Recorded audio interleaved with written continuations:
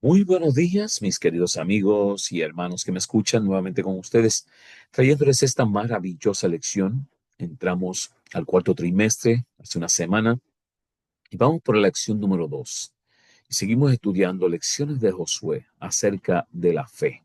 Y entonces en esta lección número 2, que lleva como título Sorprendidos por la gracia, vamos a ver cómo es que la gracia nos es dada, cómo la recibimos, por qué la gracia, ¿verdad? Sorprendidos por la gracia. Por la fe no pereció la prostituta Rahab junto con los incrédulos, porque recibió en paz a los espías. Hebreos 11:31, ¿verdad? Y mis queridos, ¿por qué lo hice otra vez? Es una pregunta que posiblemente muchas veces nos hacemos. Quizás todos hayamos dicho eso en más de una ocasión, ya que la historia no es lo único que se repite. Los humanos también volvemos a cometer los mismos errores. Israel tenía ante sí una segunda oportunidad de entrar en la tierra prometida y Josué tomó en serio su misión. El primer paso era tener una idea clara de aquello a lo que se enfrentaban. Para ello, envió a 12 espías para que le trajesen información valiosa acerca del territorio a conquistar, su sistema de defensa, su preparación militar, sus reservas de agua, la actitud de la población ante una fuerza invasora. Podría pensarse que la promesa de Dios de entregar la tierra a los israelitas no requeriría ningún esfuerzo por su parte. Sin embargo, la seguridad del apoyo divino no anulaba la responsabilidad humana. Israel estaba por segunda vez en la frontera de Canaán. Las expectativas eran elevadas. La última vez que Israel había estado en la frontera con la misma tarea, el resultado había sido un fracaso abismal. Y esta semana, mis queridos, exploraremos dos de los relatos más fascinantes del libro de Josué y descubriremos su relevancia para nuestra fe hoy. La gracia de Dios tiene infinitas posibilidades de sorprendernos.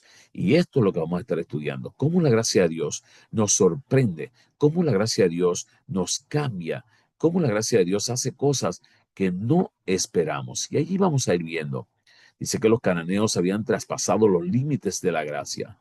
Por esa razón, la orden para Israel fue: entrad, matad a todos y quedaos con sus posesiones. Sin embargo, quedaba en Canaán personas que no habían traspasado esos límites. Todos los que estuvieron dispuestos a aceptar la gracia que Dios quería extenderles fueron salvados de la destrucción. Y esta semana estamos estudiando gracia para el pueblo de Israel en Josué 2:1 y versículos 22 al 24, la segunda oportunidad. Gracia para Rahab, Josué 2:2 al 21, la fe de un grano de mostaza, el pacto extendido a Rahab. Y gracia para los Gabaonitas en Josué 9, embajadores engañosos y bendición y maldición. Vamos a ver qué nos quiere decir la palabra, ¿verdad? Gracias por el pueblo de Israel. Y vamos a entrarnos en la temática de esta lección para poder entenderla.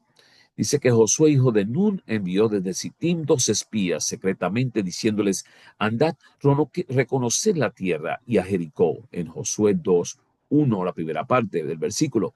Y cuando Moisés envió espías a inspeccionar Canaán, el pueblo se negó a entrar.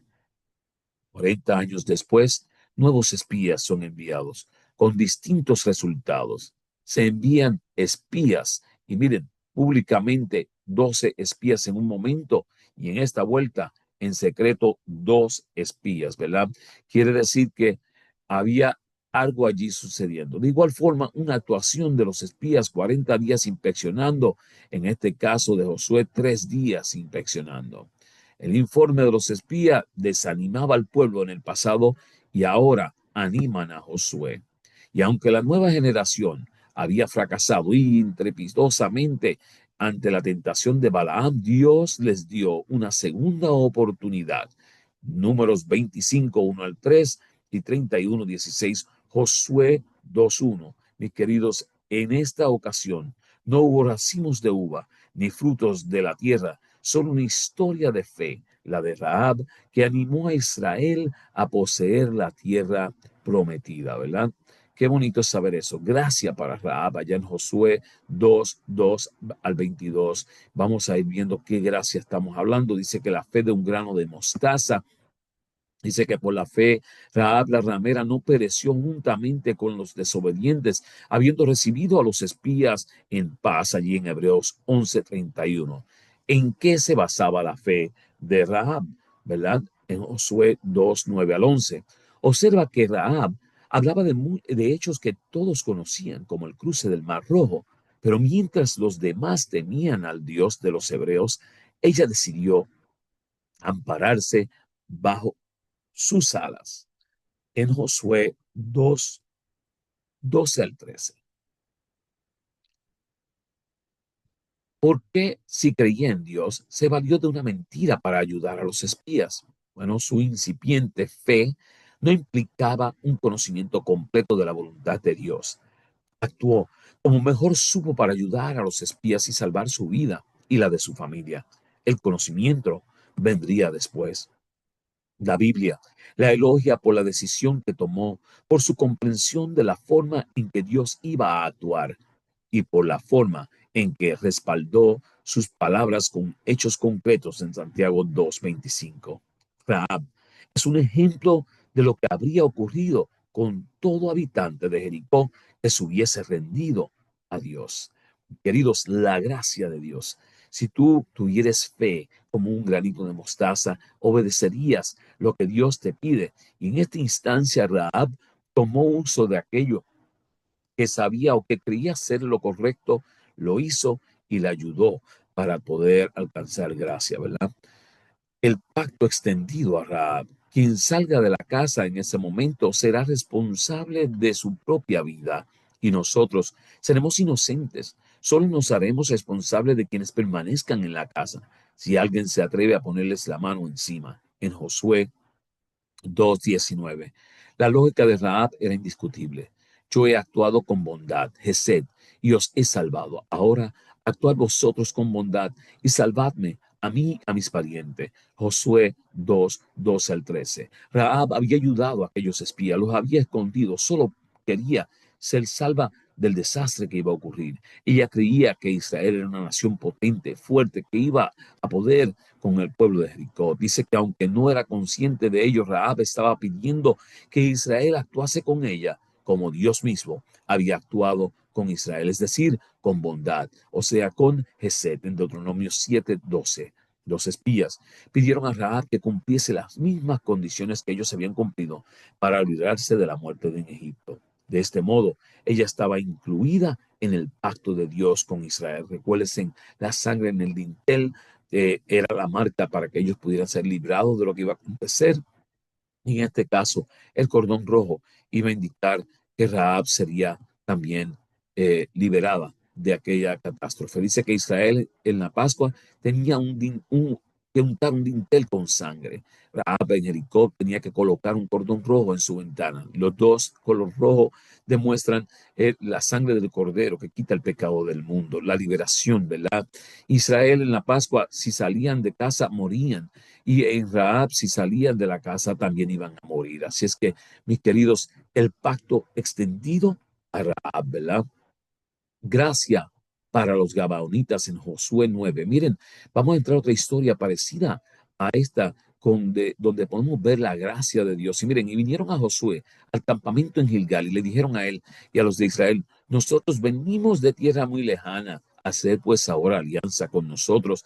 En Josué 9:6 y observa las similitudes y diferencias entre Rahab y las Gabaonitas y los elementos de la fe. Y Rahab y Gabaonitas, miren, la base, oír. Ellos oyeron a los que estaban haciendo el pedido, tanto a los Gabaonitas como a Rahab. El medio que usaron fue por medio de la mentira, porque Rahab mintió para guardar la vida de los espías y los Gabaonitas mintieron porque estaban viviendo ahí y querían hacerse liberados de lo que les podía acontecer. Resultado inmediato de Rahab fue liberación, de los Gabaonitas también fue una liberación. Pero el resultado a largo plazo, Rahab si se dan cuenta, aceptó el pacto, ¿verdad? Ella llegó a ser ciudadana plena allí en Josué 6:25. Sin embargo, los gabaonitas entraron a ser servidumbre en el capítulo 9, versículo 27. ¿Por qué? Porque fueron falsos, fue una mentira, pero aún así Dios extendió su gracia. Raab mintió de forma espontánea para liberar a los espías. Sin embargo, los gabaonitas mintieron de forma calculada con la intención de engañar, usando su astucia. En versículo, podemos verlo en Génesis 3:1, la primera parte, donde usa la astucia para engañar al hombre, Satanás, y los gabaonitas hicieron lo mismo. Por otra parte, los líderes de Israel fallaron por no consultar a Dios en Josué 9:14. Y esto los colocó en una disyuntiva, ¿verdad? Porque ellos no podían dejar vivo a ningún otro pueblo. Sin embargo, ahora estaban frente a una situación grande, disyuntiva, y destruir a los gabaonitas o respetar el juramento en Josué 9:18. Bendición o maldición. Dice, ahora pues, maldito sois y no dejará de haber de entre vosotros siervo y quien corte la leña y saque el agua para la casa de mi Dios. En Josué 9:23. Esto fue lo que le aconteció a los gabonitas. De la perdonar la vida a los gabonitas implicaba desobedecer una orden directa de Dios en Deuteronomio 7:1-2. Y romper un juramento como el que se les había hecho también se consideraba un pecado en Josué 9:19 y Salmos 15:4. ¿Cómo se resuelve la disyuntiva? Se les perdonó la vida, pero se les puso bajo maldición. En Josué 9:20-23. La maldición consistió en ser siervos de generación en generación. Esto los colocaba en estrecha relación con el pueblo de Dios, del que nunca se separaron allá en Nehemías 7:6-25. Miren qué terrible, ¿verdad? Lo que lleva el mentir. Dice que además ser aguadores y leñadores para la casa de Dios les ponía en contacto permanente con Dios. Por la gracia de Dios, la maldición se convirtió en bendición. O sea, la maldición se convirtió en bendición porque iban a estar ahora bajo la jurisdicción de Dios. No quiero la muerte del malvado, sino que cambie de conducta y viva. En Ezequiel 33:11 era lo que se pedía. Palabras de vida del Gran Maestro, página 232, dice que los hijos de Israel habían de ocupar todo el territorio que Dios les había señalado. Había de ser desposeídas las naciones que rechazaran el culto y el servicio al verdadero Dios. Pero el propósito de Dios era que, por la revelación de su carácter mediante Israel, los hombres fueran atraídos a Él. A todo el mundo se les dio la invitación del Evangelio. Todos los que, como Rahab, la cananea y Ruth, la moabita, se volvieran de la idolatría al culto del verdadero Dios, habían de unirse con el pueblo escogido. Después del episodio de Rahab y los espías, el resto del Antiguo Testamento guarda silencio acerca de ella hasta que reaparece en la genealogía de Jesús, donde se dice que fue esposa de Salomón de la tribu de Judá, antepasado de Bus y suegra de Ruth. Otra mujer notable mencionada en la misma genealogía por su fe en Dios, la prostituta de Jericó, la ciudad condenada a la destrucción total, se convirtió en un eslabón importante del linaje real de David y en antecesora del Mesías. He allí lo que Dios es capaz de lograr por medio de la fe, aunque ésta solo sea del tamaño de un grano de mostaza. Su conversión, la de Rahab, no fue un caso aislado de la misericordia de Dios hacia las idólatras que reconocían su autoridad divina. En medio de la tierra, un pueblo numeroso, los gabonitas, renunció a su paganismo y se unió a Israel compartiendo las bendiciones del pacto. Dios no reconoce distinción por causa de nacionalidad, raza o casta. Él es el hacedor de toda la humanidad. Por la creación, todos los hombres pertenecen a una sola familia y todos constituyen una por la redención. Cristo vino para derribar el muro de la separación, para abrir todos los departamentos de los atrios del templo, con el fin de que toda alma tuviese libre acceso a Dios. Su amor es tan amplio, tan profundo y completo que lo compenetra todo, arrebata de la influencia satánica a los que fueron engañados por su seducción y los coloca al alcance del trono de Dios, al que rodea el arco iris de la promesa. En Cristo no hay judío ni griego, ni esclavo ni hombre, libre, nos dice Patriarcas y Profetas, página 274. Mis queridos, qué tremenda lección, sorprendidos por la gracia. Y te pregunto, ¿quieres tú ser sorprendido por la gracia de Dios? Creo que a diario estamos siendo sorprendidos. Oramos. Amante Padre, que habitas en las alturas de los cielos, te damos gracias, Señor, por la oportunidad que tú nos das de poder ser sorprendidos por tu gracia, que a pesar de los pecadores que somos, tú extiendes tu gracia para con nosotros, dándonos otra oportunidad de ser liberados del pecado. Quédate en nuestro medio, dirígenos, cuídanos, ayúdanos a entender tu palabra. Y gracias por la gracia que tú nos has dado. Te lo pedimos en el nombre de Jesús. Amén. Mis queridos, como siempre comparto esta última portada y le digo, búsqueme en las siguientes plataformas, en YouTube, a través de mi nombre, Joseph Class, si usted lo escribe allí, Joseph, Class, Class. Usted se puede suscribir a mi canal de YouTube y recibe esta lección, comentario para que usted pueda entenderlo. Y en Spotify, Podcast, iHeartRadio, eh, y Amazon Music, usted puede buscar en su buscador. Usted busca allí, pone y escribe lección de escuela sabática, comentario, y también puede cotejarme allá, me acepta y puede también siempre recibir estas lecciones. Mis queridos, Dios te bendiga, Dios te guarde.